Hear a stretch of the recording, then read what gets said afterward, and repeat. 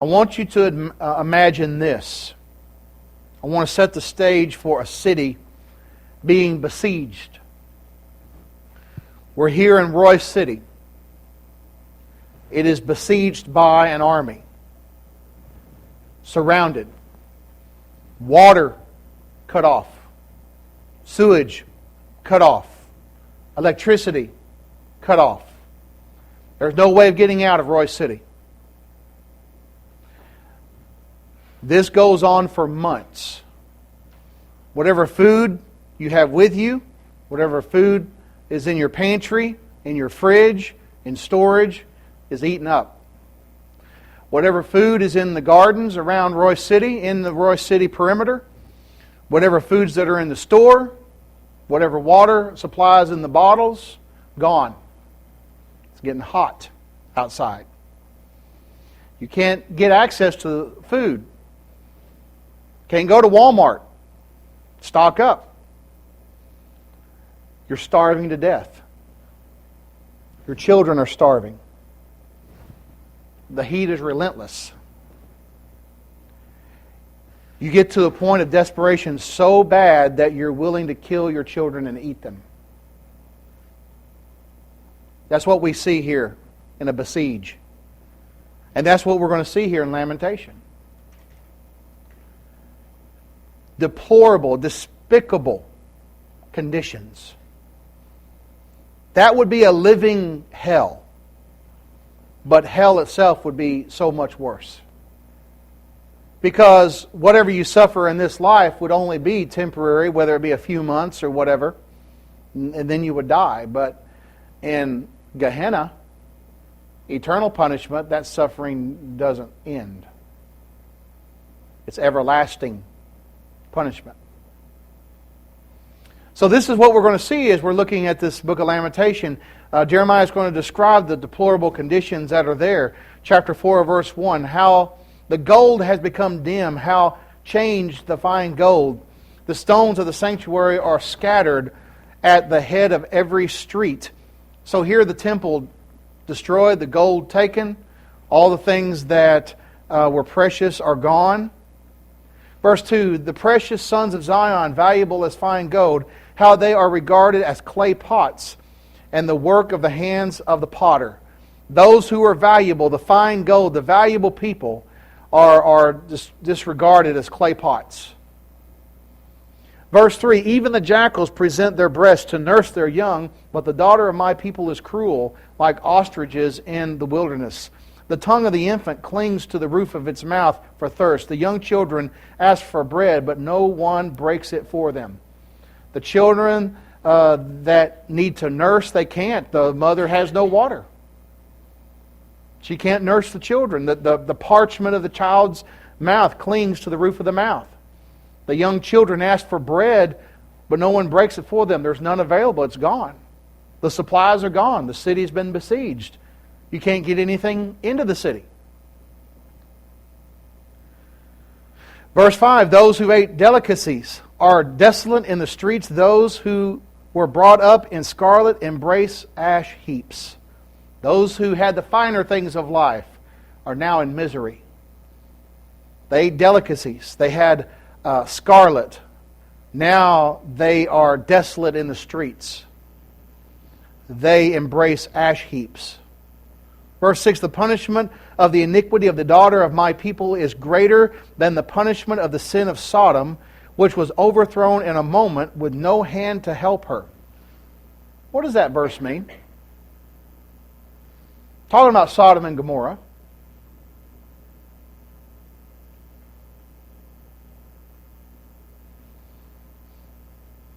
How is the punishment that they're receiving from the Babylonians greater than the punishment of the sin of Sodom?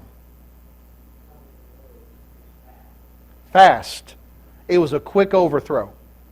God rained down fire and brimstone upon Sodom and Gomorrah and really the cities of the plains, that area, destroyed them. Whatever suffering they endured in the fire and brimstone would have been momentary compared to the months of being besieged by the Babylonians. Also, the punishment of the iniquity of the daughter of my people is greater than the punishment of Sodom and Gomorrah, which overthrow was in a moment, with no hand to help her. There was no way of avoiding what was going to happen to Sodom and Gomorrah because there were so few righteous people in it. You remember how that Abraham bargained for Sodom and Gomorrah. And yet the people of Jerusalem were told over and over again, you better straighten up. You better straighten up. You better straighten up. And they refused to listen. So in that sense, it's a greater punishment. It's a prolonged punishment as far as physical things are concerned. Think about this. If there were any children or innocent people in Sodom and Gomorrah, the innocent children, the infants, whatever, instantaneous death, any suffering would have been a short term compared to what's going on with the punishment of the infants and the young children there in verse 4 that could go on for months. Now we know those infants and young children are not guilty of sin, but sometimes the innocent suffer because of the sins of others. And that if they died in their state of innocence, of course they would go to paradise. We know that from the rest of the Bible. But sometimes the children have to suffer as a result of the sin of others. How many children have to grow up in a family where the parents abuse alcohol? And they have to face all kinds of problems, and they're completely innocent of it. But they have to grow up in that situation. Sometimes the innocent in this life suffer because of the sins of others. Verse 7, her Nazarites were brighter than snow and whiter than milk. They were more ruddy in body than rubies, like sapphire in their appearance. Now, verse 8, their appearance is blacker than soot. They go unrecognized in the streets. Their skin clings to their bones. It has become as dry as wood. The Nazarites were, of course, those who were the ones that were nobles or the ones that were dedicated to the Lord. They would refrain from eating any grape product, wine, grape juice, or any grape product. And they were dedicated to the Lord in so many ways. But now, because of the being besieged, their appearance is as black as soot. They go unrecognized in the street. Their skin clings to their bones. Have you ever seen those horrible pictures of people in concentration camps? That's the imagery here. That's the imagery. And this is what the God of love did to His people for their sins. And this is nothing like what hell's going to be like for those who reject Him. Verse 9, those slain by the sword are better off than those who die of hunger, for these pine away, stricken for lack of the fruits of the field. Why would those be killed by the sword better off than those who starve to death? Quick death. I've never experienced it. You can tell by looking at me, I've never starved to death. But I've heard it's one of the most painful ways to die. One of the most horrible ways to die.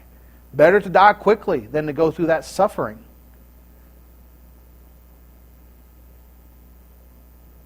Verse 10, the hands of the compassionate woman have cooked their own children. They became food for them in the destruction of the daughter of my people. It was considered merciful, I guess, in the sense of the compassionate woman killing her child because they don't want to see their child starve to death, killing that child and then consuming that child's flesh for nourishment. That's how bad things got. The Lord has fulfilled His fury. He has poured out His fierce anger. He kindled a fire in Zion, and it has devoured its foundations. The kings of the earth, verse 12, and all the inhabitants of the world would not have believed that the adversary and the enemy could enter the gates of Jerusalem, because of the sins of her prophets, verse 13, and the iniquity of her priests, we shed in her midst the blood of the just. So God is pouring out His fury upon Jerusalem. And we talked about how there were literal fires set by the Babylonians, burning down the temple.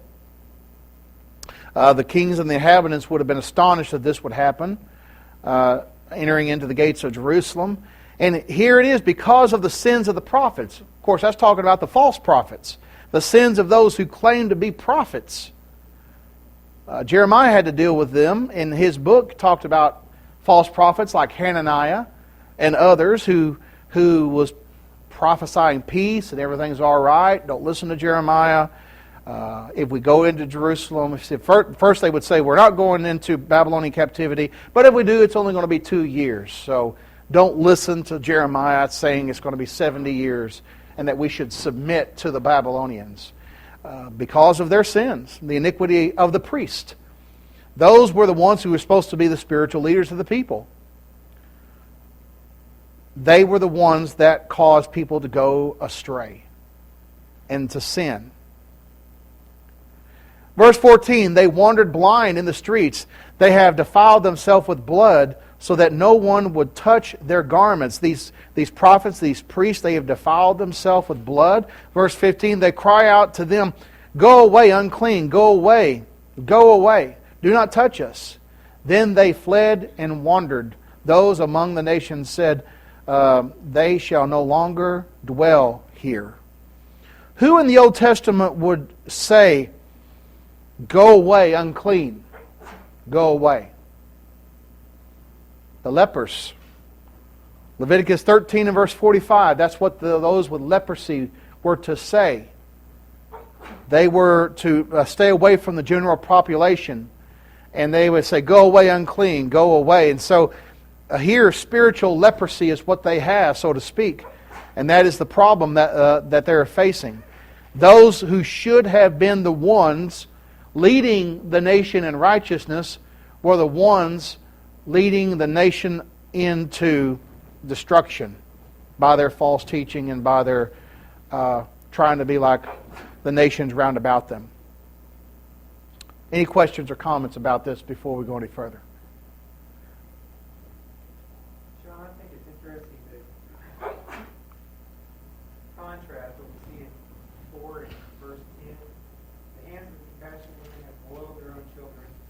They became their food during the destruction of the daughter of my people. Contrast that with just a few pages over what we were looking at a couple weeks ago in chapter 3 and verses 23 and 24. The steadfast love of the Lord never ceases. His mercy never comes to an end. They are new every morning. Great is your faithfulness. Going from that verse we started with over to this verse, it's difficult to reconcile the two. I can see somebody asking, how is the steadfast love of the Lord present with Israel at this time? Are you telling me that a God would actually allow something like this to happen to his people? And of course, Israel brought it on themselves. Mm-hmm. God gave them the choice, and they chose poorly. And so, yes, this was the consequence of their decision. And yes, it's still the same. We still have the same choice today, the same freedom of choice today. And yes, we can be subject to the same suffering, maybe not to this degree, Mm-hmm. but we can still be subject to the same suffering as well because of the consequences of the choices that we make here on this earth. Exactly. That's a very good point. God's compassion is there. Even when they're killing their children and boiling them, in the overall scheme of things, that little baby's suffering is over. That little baby's suffering is gone now. The Spirit goes to God who gave it. So, even though that's a horrible, despicable thing, that's a compassionate thing in the sense of this is God's will for the nation that they suffer this because they brought that on themselves, like you said. And you have to look at things from the big picture standpoint. And also, when God would conquer a nation using Israel, He would say, you go in, you wipe out men, women, children, and nursing babies. You kill them all. And people look at that, especially skeptics and atheists, say, that's cruelty. That's wicked. That's evil. And they judge the Bible based on biblical morality, which I think is interesting. And they say that's terrible. Well, first of all, when God commands something to be done, it's to be done. Secondly, when you look at the big picture of things, the compassion there of God is even seen in that action, because if Israel conquers a nation, then you have all these displaced people. What do you do with the people? Well, the people are going to be a burden on society as far as you got to take care of them and all that. So that's a compassionate thing for Israel, that they don't have to take on the responsibility of taking care of these people. Then those little children, where do they go when they die? Paradise, according to the Bible. Sodom and Gomorrah, when it was overthrown, if there were innocent children in that situation, they would go to paradise. In the flood of Noah, you know that there were women who were pregnant. You know that they would have probably been little children in that situation, flooding the earth, drowning everyone. Where would they go when they die? So when God executes something like that, the suffering of the children is only a temporary thing. But we've got to look at it from the big picture and look at what's happening from that standpoint.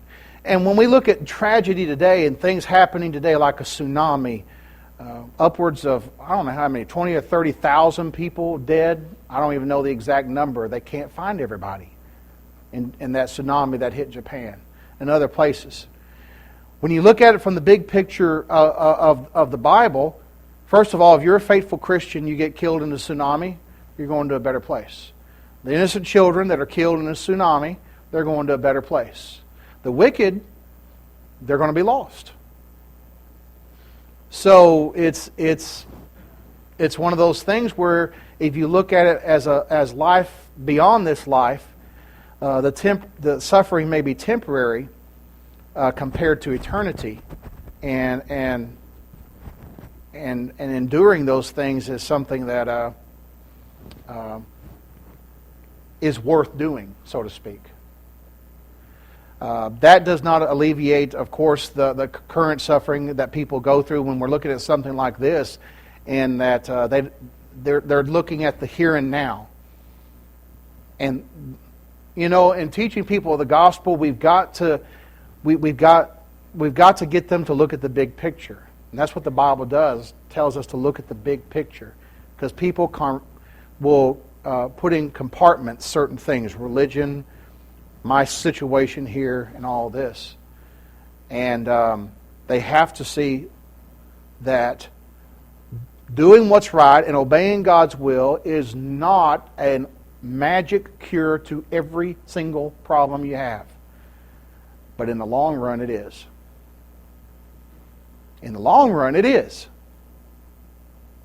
And so people have to endure. But that is a good point that you made. Going back to verse 17 of chapter 4, verse 16 rather. The face of the Lord scatters them. He no longer regards them. The people do not respect the priest, nor show favor to the elders. Still our eyes failed us, watching vainly for our help. In our watching, we watched for a nation that could not save us. What were they always looking for? An ally in Egypt. Egypt's going to come to our aid. Egypt is going to help us. That did not happen. Verse 18, they tracked our steps so that we could not walk in our streets. Our end was near, our days were over, for our end had come. Our pursuers were swifter than the eagles of the heavens. They pursued us on the mountains and lay in wait for us in the wilderness. The breath of our nostrils, the anointed of the Lord, was caught in their pits. of whom it is said, under his shadow we shall live among the nations. That's talking about Zedekiah, the king, who was a pitiful ruler. Verse 21, rejoice and be glad, O daughter of Edom, you who dwell in the land of Uz. The cup has passed also over to you, and you shall become drunk and make yourself naked. The punishment of your iniquity is accomplished, O daughter of Zion. He will no longer send you into captivity. He will punish your iniquity, O daughter of Edom. He will uncover your sins. So we see here that those of Edom, the daughter of Edom, and those other nations around about would rejoice when Jerusalem would fall. And they would be happy with that happening. Chapter 5. Any questions about chapter 4 before we go into chapter 5? Chapter 5 has 22 verses, just like chapter 4, chapter 1, and chapter 2. Chapter 3 had 66 verses. And that's just the arrangement of the chapter and verses in the book of Lamentations. What you have in chapter 5 is something that's very reminiscent of Daniel chapter 9, where you will find one of the most beautiful prayers of any person in the Old Testament, where Daniel prays and confesses the sins of the people. And what you have here in Lamentations 5, you have Jeremiah towards the end of this chapter praying for that restoration, praying for the people to be right with God again, just as Daniel did in Daniel chapter 9. And so we see here that this is how this book of Lamentations is wrapping up. Verse 1, remember, O Lord, what has come upon us. Look and behold our reproach. Our inheritance has been turned over to aliens, and our houses to foreigners. We have become orphans. Our mothers have become widows. We pray for the water we drink, and our wood comes at a price. They pursue at our heels. We labor and have not rest. We have given our hand to the Egyptians and the Assyrians to be satisfied with bread. So he's calling upon the Lord, calling upon Yahweh to come and look and behold what's happening to us. Look at what's happening to the people. And saying, we pay for the water we drink. And so that's the tribute that they have to pay. Even to get a drink of water, they have to pay tribute for that. And our wood comes at a price. Verse 7, our fathers sinned and are no more, but we bear their iniquities. Servants rule over us. There is none to deliver us from their hand. We get our bread at the risk of our lives because of the sword in the wilderness. So we see here the problem that they're facing, that they're bearing the sins, the consequences of the sins are coming upon the people. And he's saying there in verse 8, their servants rule over us. There's none to deliver us out of the hand. And we get our bread at a price, or at our risk of our lives. So to even get something to eat is making that request could cause a person to lose their life. When you would displace a people and take them into captivity, you're going to feed them at a minimum just to keep them alive. And by doing that, if they ask for bread, that's at the risk of their lives. Again, thinking of those horrible images of the concentration camps of people just skin and bones waiting in line to get just a little bit, just to sustain life just a little bit for another day. And that's what you see here going on.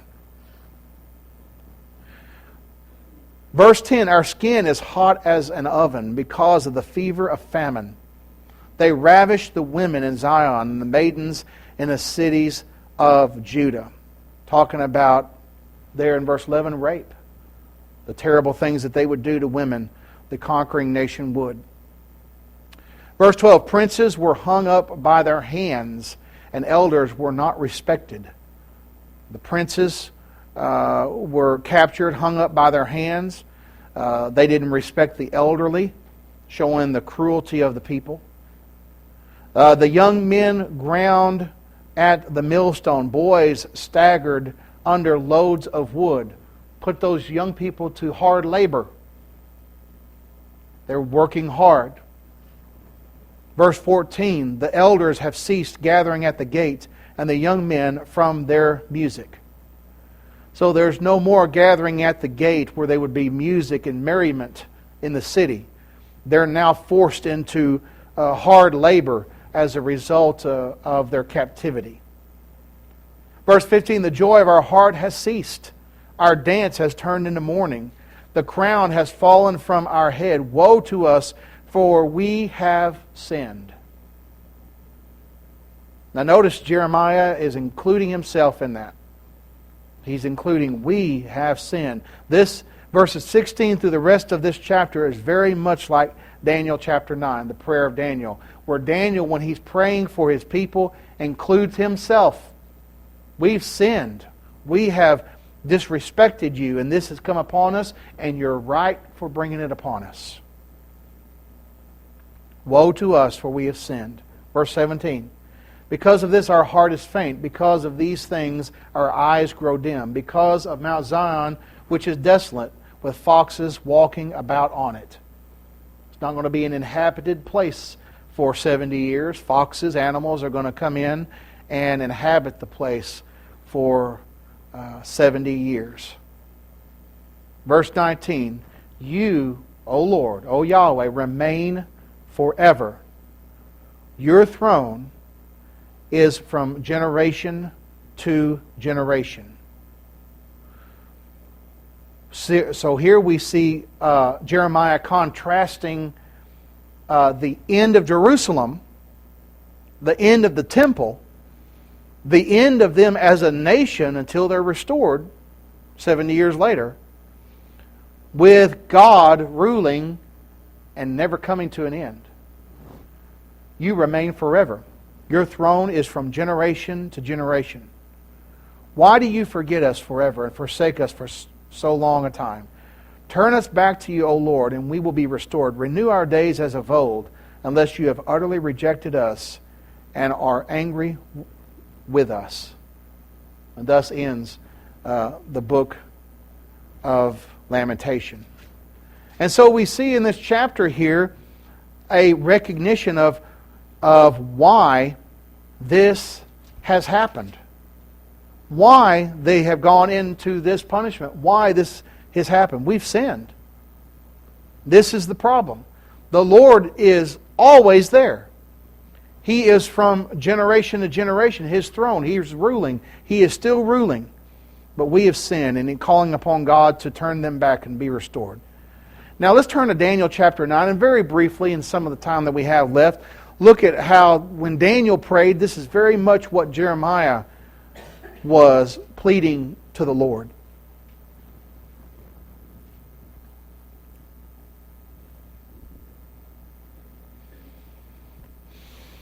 Daniel chapter 9,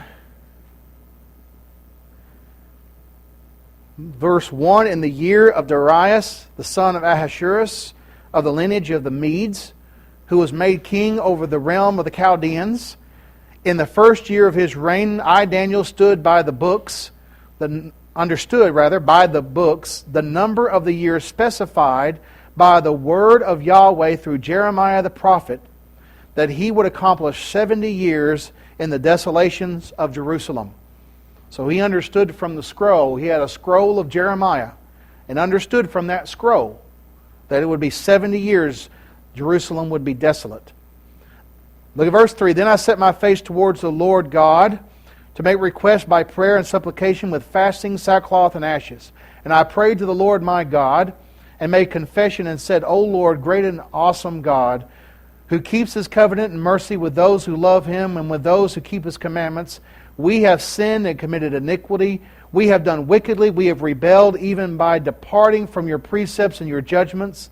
Neither we have heeded your servants the prophets who spoke in your name to our kings and our princesses, to our fathers and all people of the land. O Lord, righteousness belongs to you, but to us shame of face, as it is this day, to the men of Judah, to the inhabitants of Jerusalem and all Israel, those near and those far off in the countries in which you have driven them, because of the unfaithfulness with which they have committed against you. O Lord, to us belong shame of face, our kings, our princesses, and our fathers, because we have sinned against you. And on that goes down through verse 19. We have sinned. We're getting what we deserve.